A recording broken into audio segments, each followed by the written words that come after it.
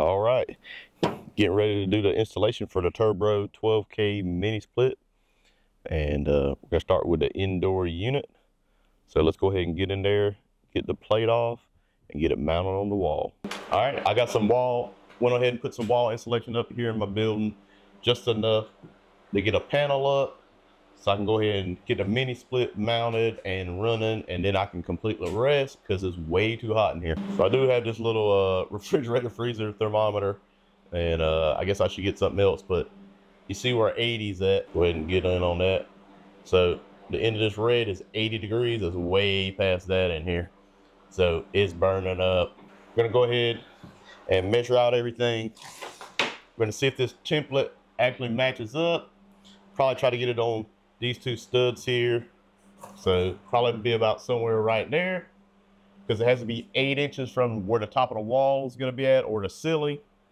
You know, so since this is a barn style, I could probably put it all the way up and probably be fine, but I probably will put it just a little bit lower, you know, to give it a little breathing room.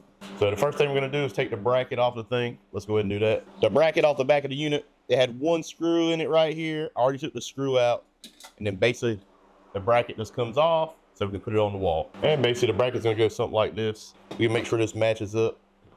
Lay this on top of your bracket to make sure everything actually matches up, because there could be times that the thing is just a little bit off. You know, that's why I like using just the bracket itself. Mark a couple of holes with a marker, and then I can mount the bracket, get a level, and make sure it's completely level. So, you know, you want to make sure you got the right height above and below and all that. So 8 inches would technically be right here.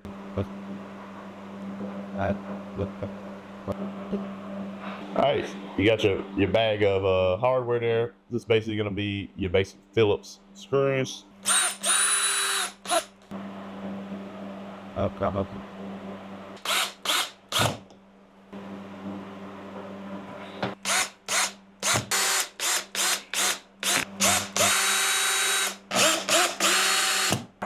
right, we'll kind of line this up. Let's see if that's gonna be right for this hole. Make sure it looks like it's gonna cover that hole. And it should.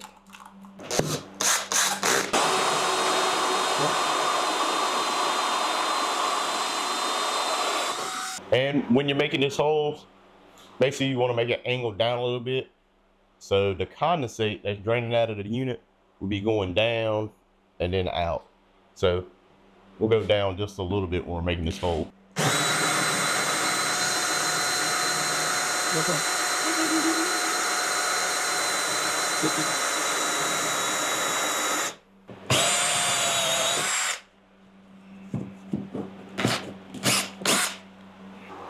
Got a hole going straight outside, you know, and it is angled down a little bit. All right, now we're gonna grab the indoor unit, straighten out those lines on the back, put the electrical cord through and connect that, so we'll be able to run it all to the outside.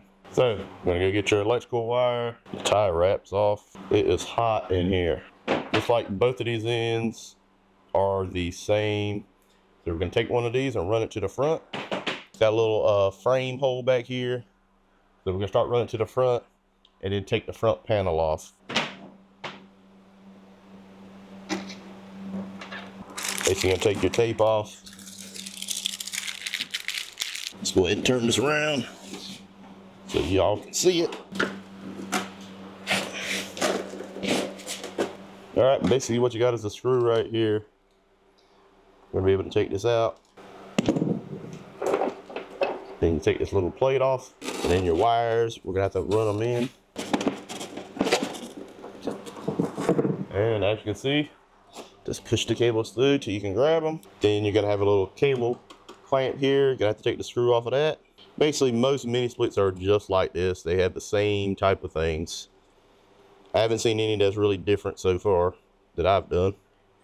This will be the third one I've done. Basically, we want to run the wires through, and these are going to be labeled 1, 2, 3, and ground, I think. Yeah. Starting out on the left, it should be the yellow, then white, then black, and then green. And you shouldn't have to take the screw all the way out, since these will just slide right on. You just better slide that in and then tighten it back. Bam, one is in. Then number 2 is gonna be white, Number 3, which is black. And then the green ground, you're gonna take that screw all the way out because this terminal's not gonna slide on. Because the type of terminal we have. Let's verify they're all tight. Wire clamp back on. And then we're gonna put the cover back on. We can close the lid back. All right, now we're gonna bend the tubing, the copper lines on the back. Gonna straighten them out. So it'll basically go straight to that hole. Put a little bit of tape on it with the wire. Start putting the signal wire through and then lift the whole thing up, run the wires through, and then hang it right here on the bracket. Keep everything nice over here on this side. Let's go ahead and sit that up there. My hole is a little bigger than it called for, so that's kind of falling out a little bit.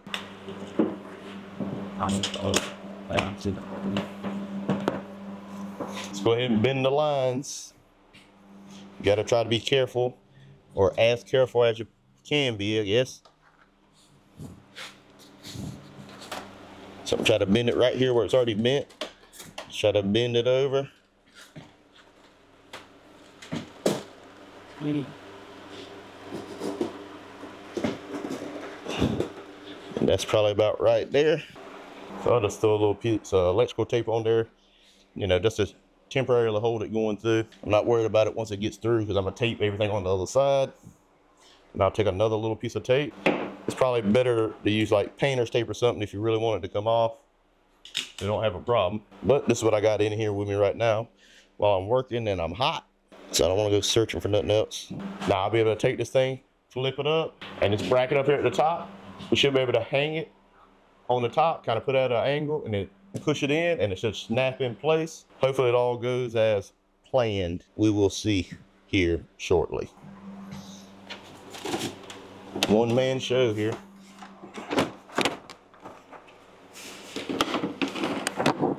Run this wire through. All right. It's gonna be fun.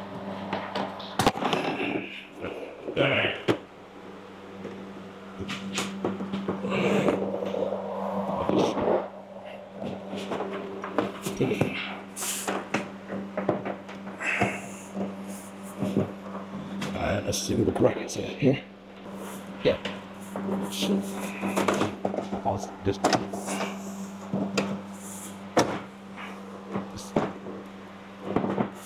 bam, it went right on. I didn't hear it snap in place, but it feels like it ain't coming off. By myself, wasn't too bad. Guess it's time to move on to the outside because it is burning up in this building. And get everything mounted out there and connected, pull the lines in the vacuum, you know, do all the electrical, get it done. Start putting this bracket up. I think this is about right here. I'll link, this one's a ductless air. I don't know if Turbo has one. I'm pretty sure they do. If they do, I'll link up theirs below. I already had this one from some other installs I had planned on doing, and I never ended up doing them. So I already had the bracket. So I'll just use what I got.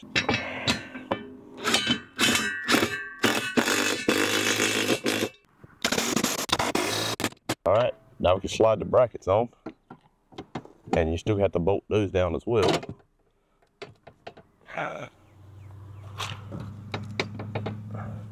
And I thought it would slide past that. Maybe not. I might have to take the bolt back out and then slide the bracket on. All right, let's see how wide the feet are on this thing. See how wide we need to make the brackets. So center to center, about 17 inches. So 17 inches center to center. Spacey here to about right there. So we're gonna have to get the brackets on the inside of these bolts. So I'll loosen them back up. Loosen the bolts back up, slide the bracket on, and then put the bolt back in. Should have thought about that before. Probably if I read the instructions.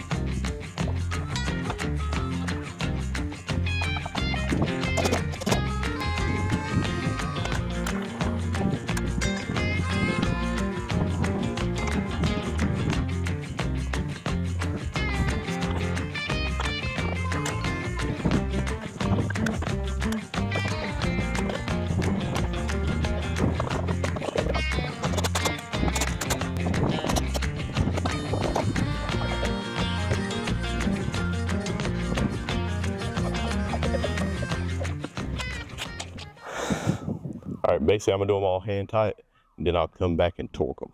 And it's gonna have your torque specs right in the manual. But all I'm gonna do is do it hand tight to start with. And these right here should just be the caps where the lines go. Just remove the black cap and get this line prepped to go on here.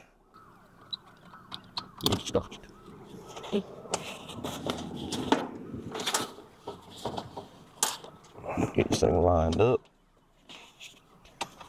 All right, that's about right there. Put a little bit of this on there. Yep.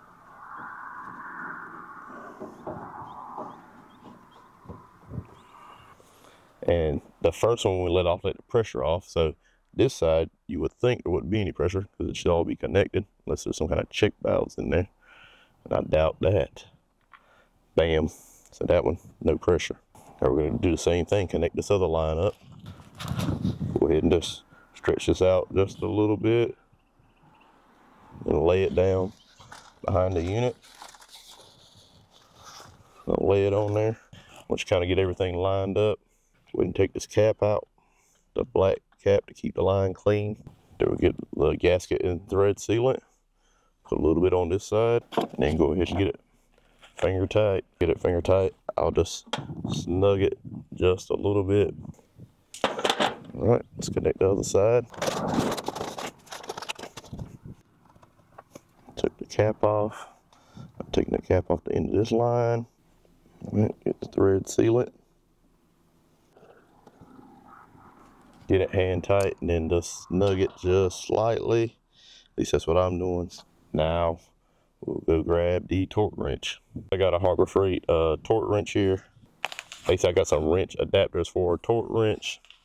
I should be able to put this on there to the torque that it's rated for and torque all the connections. All right, basically get it on there.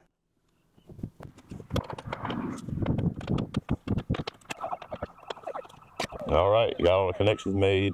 Now let's go grab the vacuum pump and pull it under to make sure it's going to pass the leak check. You're going to pull it under to pull all the gases out, you know, make sure the line is actually under vacuum. So we'll release the refrigerant to go in it, but that's also the leak check portion. And at the end of the blue hose, connect your adapter. And then we're going to connect the yellow hose to the vacuum pump. All right, so we got everything connected. I'm going to take these caps off the end.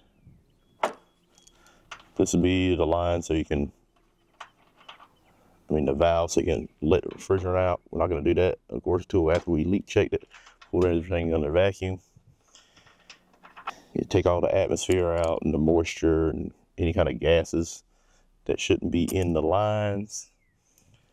Should have to open up this low pressure gauge before you turn it on. And of course, the pump had to make sure there was oil in it when I purchased it. So put oil in the thing. Now we're going to try to turn this thing on and see what happens. Let's go ahead and turn it on. All right, I'm gonna go ahead and hit the on button.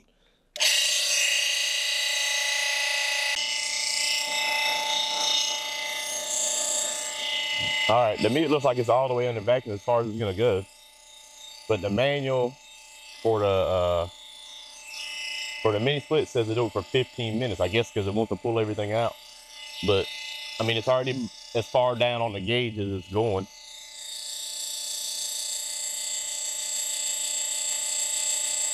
So it looks like it's less than -50. I think that's the lowest it goes there. But I'll let it keep going for a few more minutes. And then what it says to do is, it's probably really loud, I don't know if you can hear me, but close the low pressure valve and then turn the pump off. And then I guess we'll just sit and wait and do the leak check. All right, I think that's probably good. I'm gonna go ahead and close the valve and turn off the pump.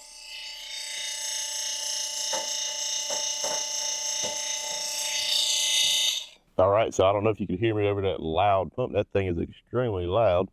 But basically, before you turn the vacuum pump off, you close the valve after you've been pulling it under for 15 minutes to make sure everything's clearing the line, you know, all the gases and everything, and make sure it's actually under vacuum so when you release the refrigerant, it can actually go in there and it's not going against any pressure at all, and it can fill up the line.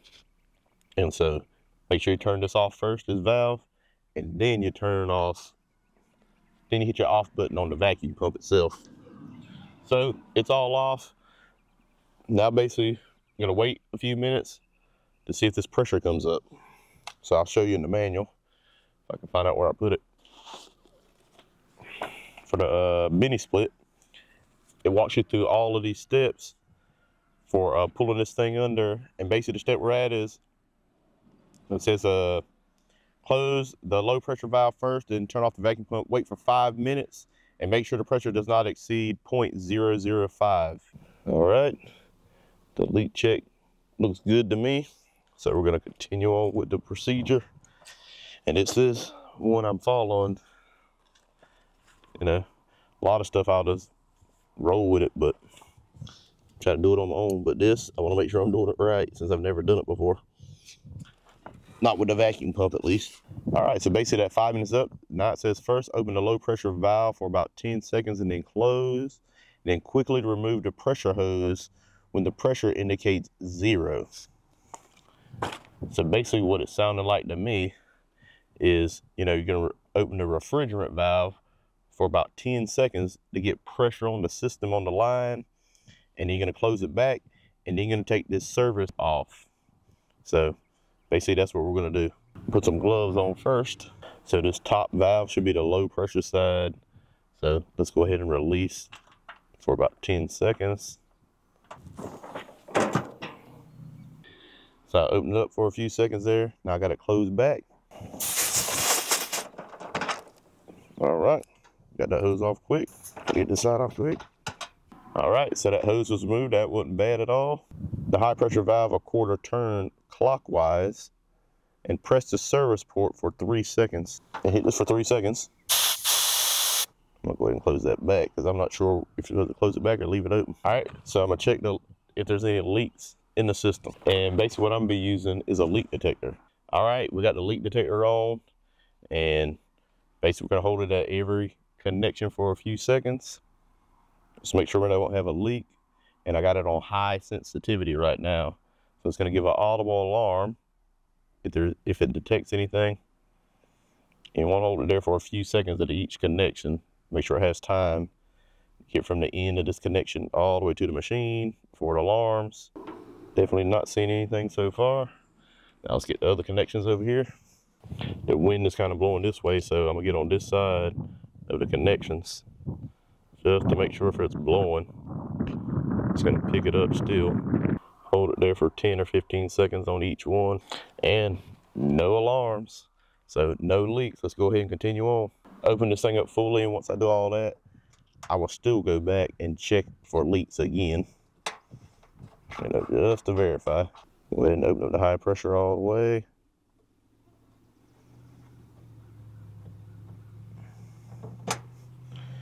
Now that it's open all the way, put all the caps back on and tighten them down. All right, I don't have my permanent power installed in here already. I do have my mobile Calfa solar little setup here with about 10 kilowatts of batteries. So I went on ahead and put a 15 amp breaker in here. Went on ahead and put a 15 amp breaker in here.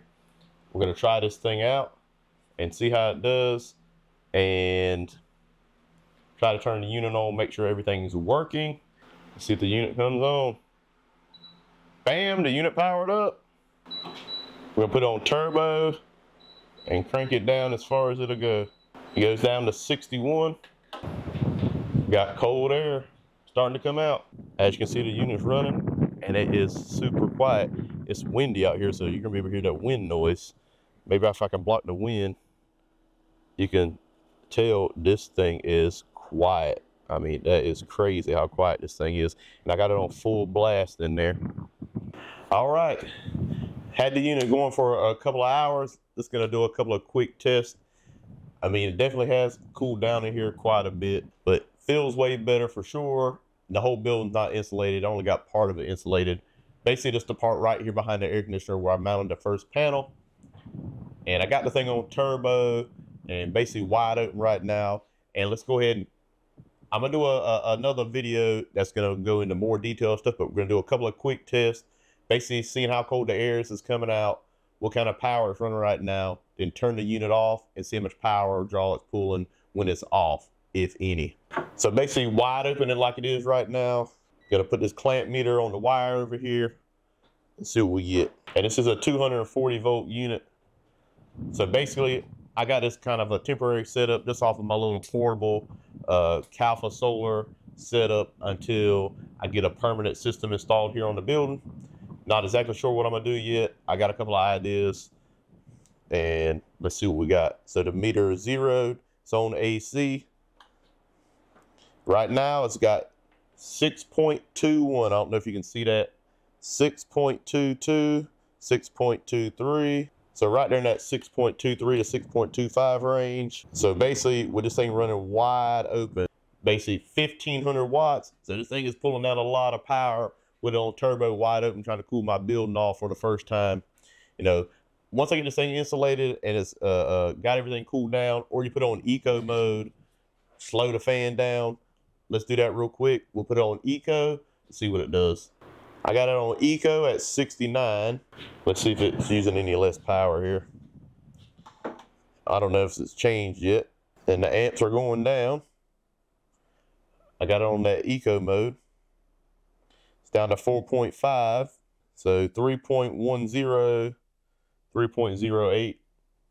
So I guess on eco mode, it's gonna be a lot less. 3.07. So right now using 736 watts on eco mode. So not terrible. Definitely not the best one I've ever seen in the world, but it may be, you know, once stuff gets cooled down and the thing really cranks down a lot more, maybe it'll go down even more. Right now it's at 3.06 amps. So it's still going down a little bit, but those are a couple quick tests. Let's go ahead and turn the unit all the way off to see what the thing is drawing. So let's go ahead and power it off. Bam. So see the unit's off and it's closing. Closed completely. Let's see what we're drawing now. 0.34 amps. 0.34 amps. I don't know if the outdoor unit's still doing like some kind of cool down cycle or something like that. Still, oh, it just went down to 0.18 amps. So maybe it wasn't completely off. 0.18, let's see what that is. So 0.18 times 240 is 43.2 volts. 43.2 volts. And it still may be doing some kind of shutdown. So let's get on this again. It's still showing 0.18, 0.17.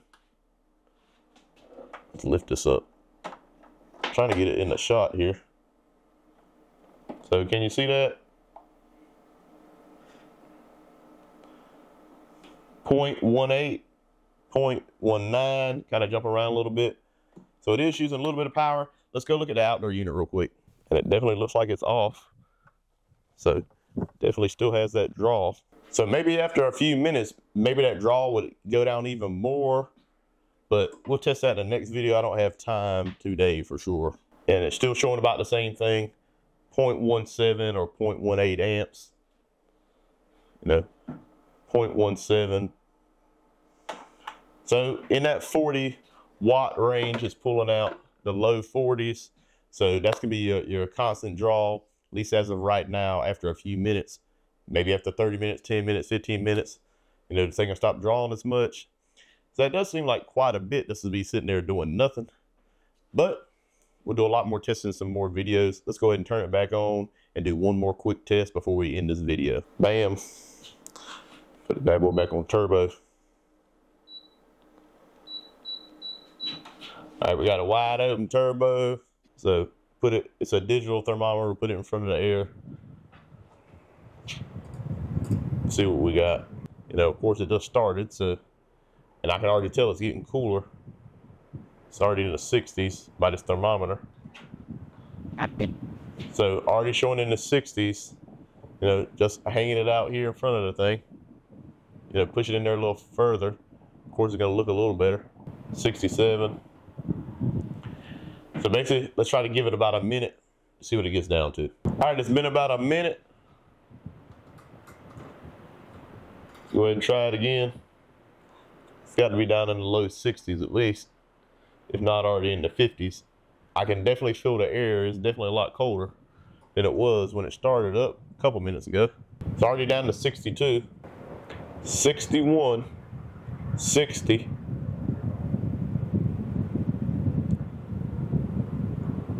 59. So already down to 59. It's only been a couple minutes of this thing running. So it's definitely going to get very, very cool. We'll see how low it gets on the next video when we do some more testing on this thing. Because, you know, I'm going to have to do the full setup anyway at some point and change out the power and do all kinds of other stuff. So just for this testing, hey, doing pretty good. Of course, I'm going to leave it like this and running. Because I want it cooler in here while I'm working. Because it has been burning up in here. Hey, and this unit definitely seems like it's going to cool it off. Because within 10 or 15 minutes, it had definitely knocked a bunch of the heat out of this unit. So at least you can stand in here and not be sweating. So that's definitely good. So right out here, you know, away from the unit, let's see if I can zoom in on this thing. See if you can see what the temp is right there. I'm reading it backwards, so what is it? About 70 right here. And I'm kind of blocking the air that's coming out, but I mean, there is air that's cool back there. So 70 in this building, a lot better than 90, I can tell you that. Because let's look at the weather and see what it is outside today. It is definitely warm. It's got to be about 90. So outside right now, it says it's 90 degrees, but the sun is blazing. So that is definitely not helping. But you got sun, you got some solar. So hey, you know, this thing is running off solar technically right now. I did hook a couple solar panels up to this thing, to the Kalfa solar inverter, just to help keep this thing running. But they are on the wrong side of the building because I don't have them mounted to the top yet. So they're not getting a lot of sun at this point. So we're going to have a lot of videos coming up working on this shop, because this is where I'm going to be testing out equipment and stuff like that. So I'm going to have a test wall. I'm going to have probably a live streaming set up. Maybe we'll start doing some live streams, you know, being able to answer people's questions kind of on the spot, because people, they send me a lot of questions they send me a lot of questions in the comments, and it might just be easier if I see it and then it's able to tell you instead of having to try to type the stuff out. And maybe I'll be able to help you out if it's something that I know. Of course, I don't know everything, don't claim to know everything, but I have done a lot of stuff with the solar and now the mini splits. You know, this is my third one that I've installed, I think. Yeah, my third one I've installed. So definitely anybody can do it if I can do it, that's for sure. So I tell you how much power this thing is pulling in a building that's fully insulated. Once it gets it cool, it should be using a lot less power. And then maybe we'll even put it on eco mode just to see what it can do. Remember, I have this thing linked up below. I do have a discount code. I think might be 5 or 10%. It'll be down in the description. And if you click right directly on the link going to their website, I think it takes you right directly to the discount. If you go to Amazon, you got to put in the code that's at the top of the description to get the discount. So if you're interested in that, remember, the Amazon is going to be an affiliate link that will help out the channel, and I definitely do appreciate it. But hey, come back for part 3 when we'll test how cold this thing's going to get, if it can get this room cold, how much power the thing's pulling, you know, all the stuff that people want to know. But hey, if you like these kind of videos, you know, there are a lot of people out there watching them, and you come back again and again and again, and you may not be subscribed. So hey, go ahead and consider hitting that subscribe button, hitting that like button, and thanks for watching.